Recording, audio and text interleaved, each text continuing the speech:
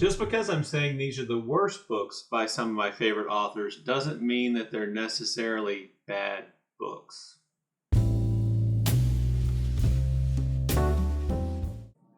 Hello, welcome back to Bookish, and today I thought I would do something which is kind of, in a way, creating a video which combines a lot of things that I have in some other videos. I did a series of videos and still kind of thinking of more to do, called Where Not to Start with Certain Authors. And these are all authors that I've read widely and have opinions about their books, and kind of just suggest to readers who might be thinking about reading these people, not to start with certain books. And so what I thought was, well, that kind of makes a really good list of,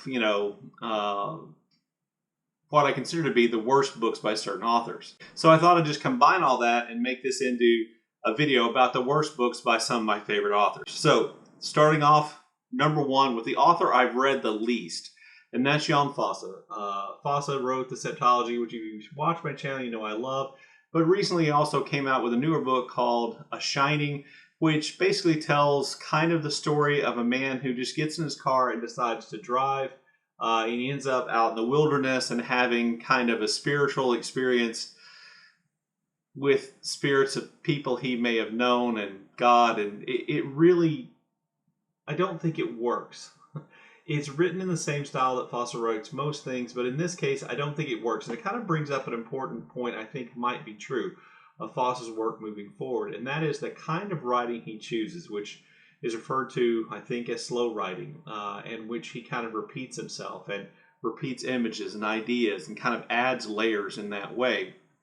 It's a very fine line between what works and what doesn't work. And in this case, I felt like there were just a few too many cliches about death and the death experience and what happens to you when you're about to die to make the book really work. And so the writing here wasn't special enough, I thought, to make the book good. This is actually a book that I don't think is good by Fosse. I could just put it on a list of books that aren't particularly good. I think that would be there. At number 2 on my list, I have The Boarding House by William Trevor. I champion William Trevor on my channel quite a lot. I think a real master of the short story. He also wrote lots of novels, some of which are really good and some of which I don't think are particularly good. And so I would say the worst book by William Trevor that I've ever read up to this point is The Boarding House, which, as the name suggests, involves a group of residents of a boarding house and what's going to happen to them when the owner of that boarding house dies, and who's going to inherit, and what each one of the tenants of the boarding house is going to do. Are they going to continue to live there? It exposes a lot of tension, a lot of the relationships that exist between the people of the boarding house. There are some, I think, really good character studies in the book, but the book itself I don't think was particularly, one of Trevor's best. So I would call it the, worst book by Trevor I've ever read. Number 3 on my list, I have Future Home of the Living God by Louise Erdrich. This book is kind of set in a dystopian near future in which pregnancy has become heavily regulated by the government. Now that should sound really topical, considering what's gone on in the United States since the Trump presidency, since Trump essentially appointed a Supreme Court which tore down Roe versus Wade, which had put in place an incredibly practical system for dealing with the issues surrounding abortion. But in this case, it's that the government's actually going to monitor and make decisions about pregnancies.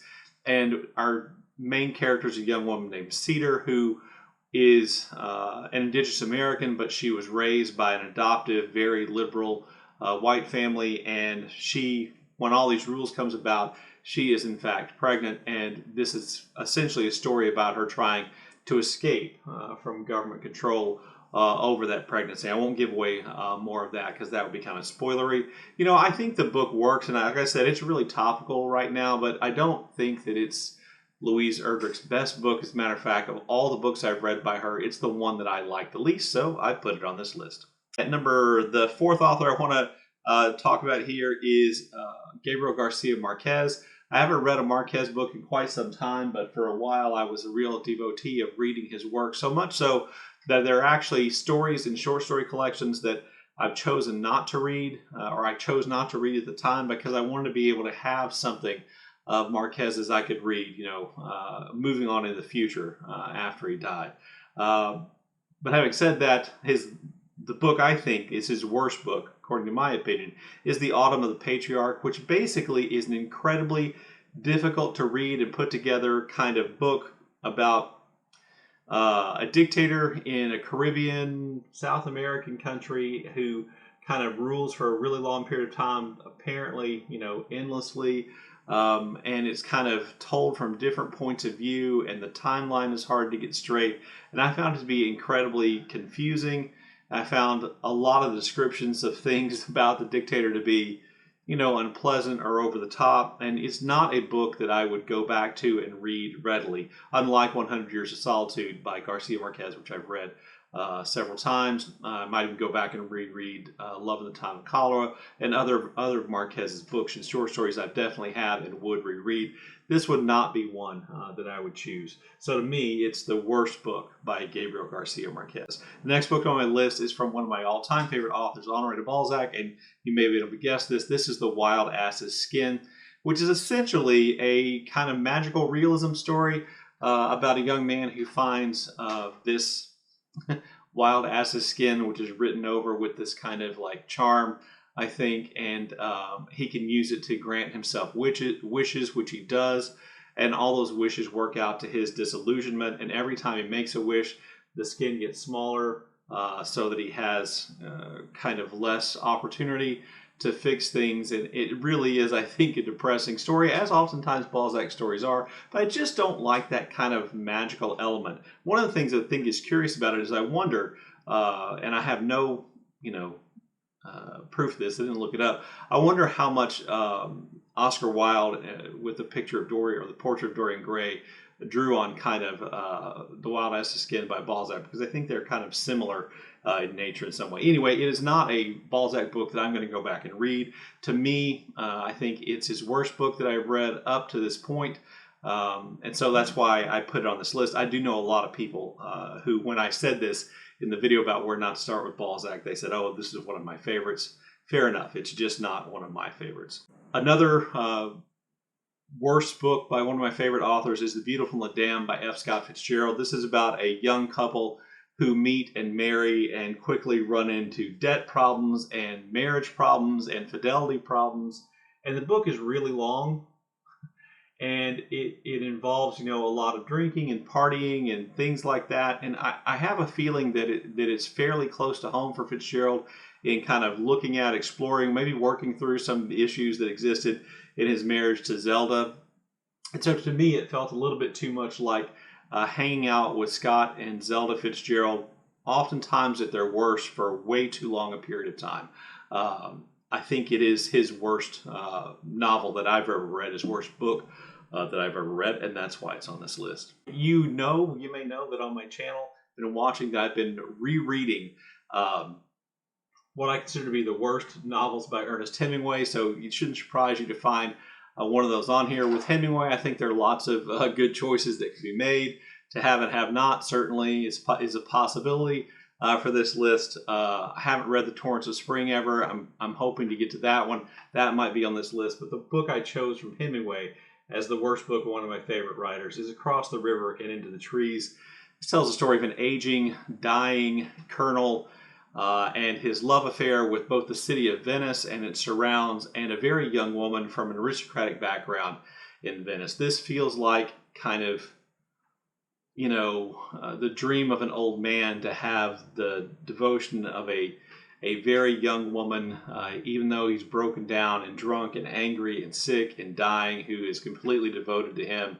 And there's just way too much dialogue in it. I'm rereading this month. I'm rereading Garden of Eden by Hemingway, which is one of the posthumous novels. It was published in the 80s, I believe, by the Hemingway estate. And that book has a lot of enjoyable descriptions and ideas in it, places and food and drives and cafes and the things that I really love about Hemingway. And up to a point, it has a limited amount of dialogue. Now, here's the thing about Hemingway and dialogue, and I'll get back to Across the River and Into the Trees, which is the worst book by Hemingway. I forgot to mention the title. Here's the thing about Hemingway dialogue. His dialogue is intended to convey meaning. There's not a wasted word of dialogue in a Hemingway novel. And no matter how silly or weird it seems to us and how strange it strikes our ear today as modern readers. But it is not the way people talk. It is not the way people have conversations. A lot of people say, oh, you know, Hemingway wrote dialogue the way people talk. No, he didn't. I don't think anybody ever talked the way a lot of the characters in Hemingway's novels write. And I hope none of them ever talk the way the Colonel in Across the River into the Trees talks and his young girlfriend, because that is the most tedious conversation I can imagine being involved in for long periods of time. And yes, it reveals things, and yes, it's well done, but Across the River into the Trees is just I think a mind-numbingly tedious Hemingway read, and I really think it's actually kind of a bad book. So number 8, I have, you shouldn't be surprised to know I have a book by William Faulkner, and that is Requiem for a Nun, which I found to be an incredibly difficult, unpleasant read.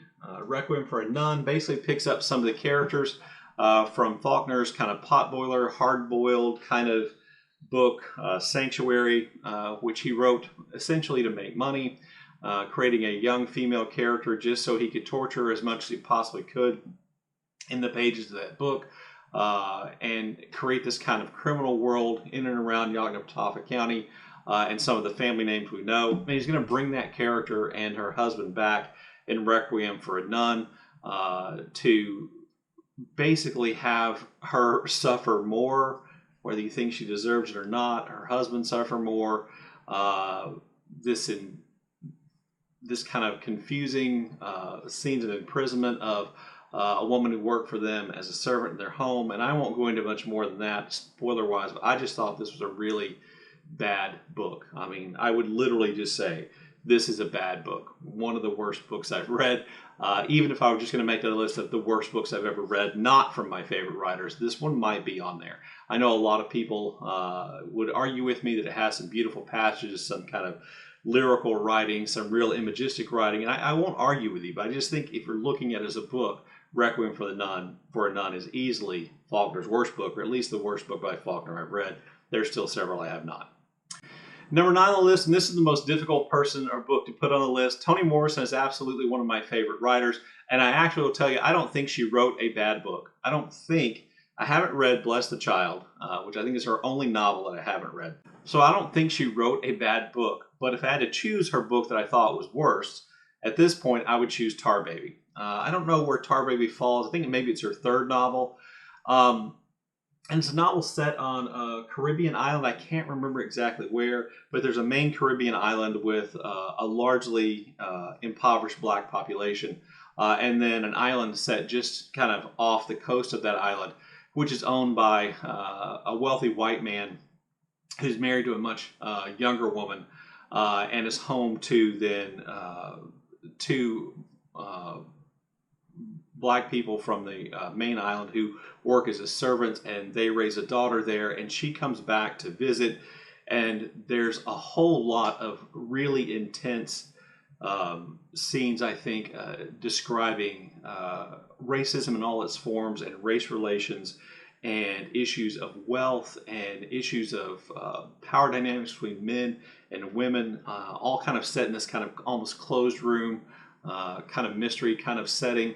And I don't think the book is bad. I just think that if you read Toni Morrison's work, it is the one that sticks out as not quite fitting in with the others. So if I were going to choose a bad book by Toni Morrison, it would be Tar Baby, even though I don't actually think it's a bad book. It's just the worst book by Toni Morrison I've read. And the last book on the list, this should not come as a surprise to anybody. It's a book by Cormac McCarthy, who I've read almost all of their novels. I haven't read The Orchard Keeper, and there's another one I haven't read. But I've read almost all of his novels. And this book, I think, is just clearly the worst Cormac McCarthy novel, and I would claim that it's not a good book at all. I know a lot of people, friends of mine, think that this is a masterpiece. I just don't. And that book is The Passenger, one of the two last novels that McCarthy ever published. The Passenger tells a story of Robert West, who is a genius in physics and mathematics, and also, a great race car driver. He is an industrial diver. He knows how to work on oil rigs. There's essentially nothing he can't do. He stumbles on a mystery and then kind of finds himself on the run, theoretically, from government agents who never actually make an appearance.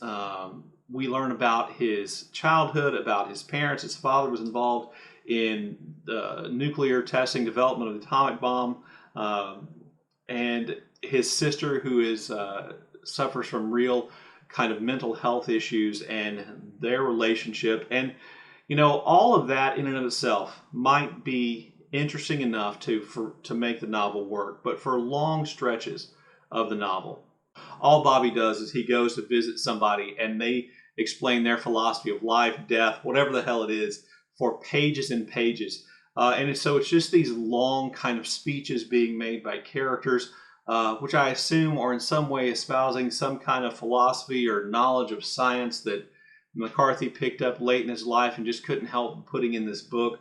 And I just think that it ruins what might have been a decent Cormac McCarthy novel in all kinds of ways. I preferred Stella Maris much more than The Passenger because of its simplicity, and I thought what were oftentimes some fairly good kind of exchanges between patient and doctor in that book. But The Passenger is easily, to me, the worst Cormac McCarthy novel I've ever read. Anyway, there you go. There's my list of the 10 worst books by my favorite authors. Let me know what you think in the comments section down below, and as always, thank you for watching.